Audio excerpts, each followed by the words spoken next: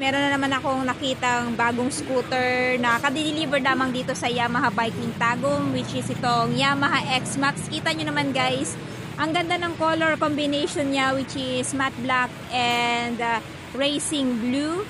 So abangan nyo guys dahil gagawan ko to ng review at syempre yung updated price niya, no?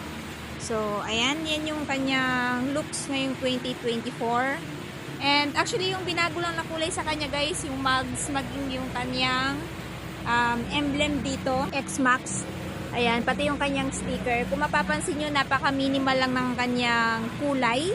And the rest is matte black. So, premium na premium yung looks niya guys.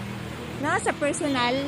And ayan, I don't know magkano yung presyo nito ngayon, pero i-update din natin pag magawa natin to ng review. Kaya abang-abang kayo guys sa aking channel dahil makikita nyo ito. So, ito pa rin siya ng Yamaha Motorcycle Connect.